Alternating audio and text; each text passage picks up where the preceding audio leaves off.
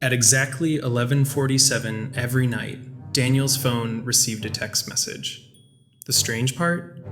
The messages were always from his own number. And the first message said, "Don't trust tomorrow's version." Daniel stared at the screen. He checked the sender, his own phone number. He assumed it was some kind of glitch. Then another message arrived. "Tomorrow you will quit your job. Don't." Daniel froze, because tomorrow was exactly when he planned to quit. For 3 months, Daniel had hated his job. His boss constantly criticized him, his coworkers ignored him, and every morning he wondered if his life was going anywhere. He had already written his resignation letter, but somehow his phone knew. Daniel typed, "Who is this?" 3 dots appeared. Then the answer came. "You." Daniel laughed nervously. "Very funny." Another message appeared. "I'm not joking. I'm you. 10 years from now." Daniel stopped smiling. He wanted to believe it was a prank. Then the next message arrived. "Look inside the blue drawer." Daniel slowly walked to his desk and opened the drawer. Inside was an old photograph he hadn't seen in years, a picture of Daniel and his father. On the back were 4 words, "Never give up early." Daniel stared at his phone. "What happens tomorrow?" The response came instantly.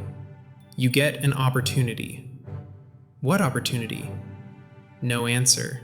Instead, "Whatever you do, don't take the elevator at 8:15. Daniel barely slept that night. The next morning, he arrived at work early. At exactly 8:15, he stood in front of the elevator. His finger hovered over the button. Then he remembered the message. He took the stairs. Moments later, an alarm went off. People rushed toward the elevator. Something had gone wrong. Daniel stood there completely still. His future self had just saved him. But the messages didn't stop. Every night at 11:47, another one appeared. "Don't call Sarah tonight. Take the long way home.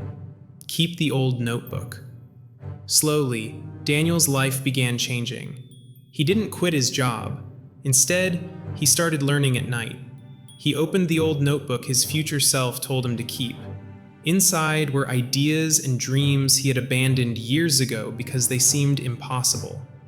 One night, the message said, "You have been waiting for your life to change. Stop waiting." Daniel stared at those words. Then he finally did something different. He started building. Every night after work, he spent 2 hours working on an idea he had abandoned. Weeks became months. Months became years. His life slowly changed. He became more confident.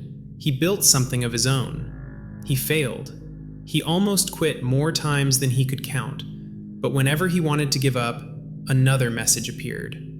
"Keep going." Then one night, after years of messages, Daniel received something different.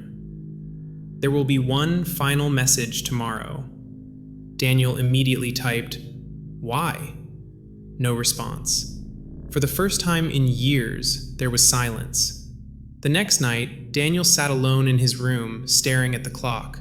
11:45, 11:46, 11:47. His phone lit up. One final message. But this time, it wasn't from his own number. It was a photo. Daniel opened it. His heart stopped. It was a picture of an older man standing in front of a building. Daniel recognized the face immediately. It was him, 10 years older. But standing beside him was Daniel's father. The same father from the old photograph. The same man Daniel had lost years ago.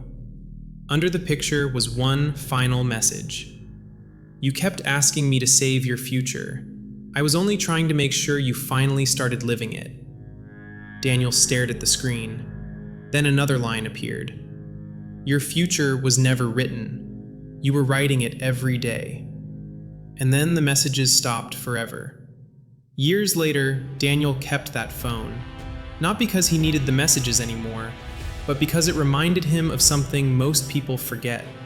We spend so much time waiting for the perfect moment, waiting for motivation, waiting for confidence, waiting for someone to tell us we're ready. But the future doesn't suddenly become perfect. It is built quietly, choice by choice, habit by habit, day by day. Maybe that was the real message Daniel's future self was trying to send. You don't need to know exactly where your life is going. You just need to make sure the person you become tomorrow is proud of what you did today. Because one day, your future self will look back at the life you're living right now, and the only question will be, did you keep going?